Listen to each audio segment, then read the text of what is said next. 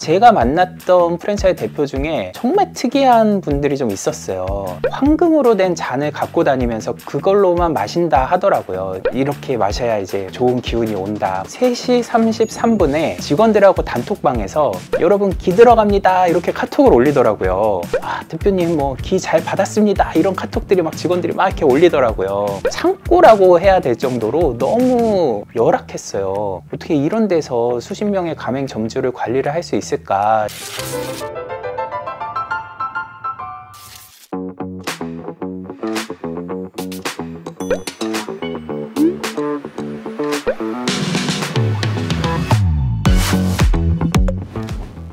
안녕하세요, 창토의 노숙입니다. 여러분, 제가 한 2012년부터 10년 넘게 프랜차이즈 산업을 취재를 하면서 수백 명의 프랜차이즈 대표들을 인터뷰했는데요. 아마 우리나라에서 제일 많은 프랜차이즈 대표를 인터뷰한 기자가 아닐까 싶습니다. 그러면서 되게 재밌고 특이한 에피소드들도 많이 있었어요. 그래서 오늘은 별별 푸차라는 주제로 별의별 프랜차이즈 에피소드들을 재미삼아 하나씩 들려드려 볼까 합니다.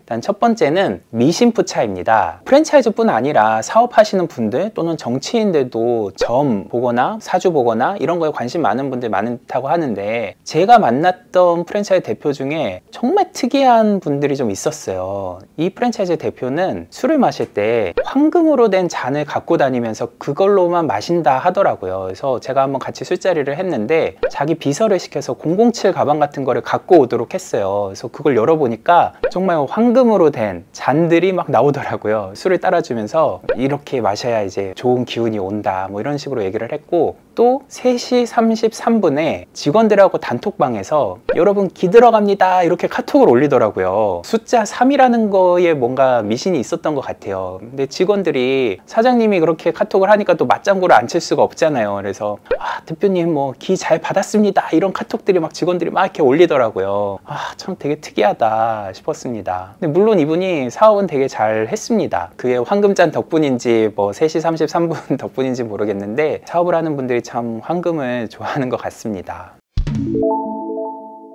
두 번째는 신뢰푸차인데요. 이분은 제가 공개를 할 수도 있겠는데 제가 기사에도 썼습니다. 계약서를 쓸 때 엄청나게 조항들이 많잖아요. 그래서 다 읽어보기도 어려운데 자기는 사람을 믿기 때문에 한 장짜리로 된 되게 간소화된 계약서를 쓴다고 하시더라고요. 신전떡볶이의 하성호 대표님이었는데요. 사실 일반 사업도 그렇지만 특히 프랜차이즈 시장은 좀 사기꾼도 약간 많고 뒤통수를 맞기도 쉬운 좀 그런 열악한 시장이잖아요. 되게 신선했습니다. 사람을 이렇게 믿을 수가 있구나. 그만큼 나는 당신을 믿는다 라는 신뢰를 보여주는 거죠. 근데 제가 드리고 싶은 말씀은 이 신뢰라는 게 엄청난 사회적 자본이거든요. 사실 이번에 피자헛의 차액 감행금이 논란이 된 것도 우리나라가 미국 같은 로열티 제도를 제대로 도입을 못하고 활성화가 안 되는 게 서로 믿지 못해서거든요. 본사는 가맹점들이 매출을 누락시켜서 로열티를 일부러 축소한다 싶으니까 이제 자기네가 제공하는 물류에다가 마진을 남기는 거고, 점주는 점주대로 본사가 물류에 마진을 지나치게 많이 태운다 싶어서 소송을 하는 거고,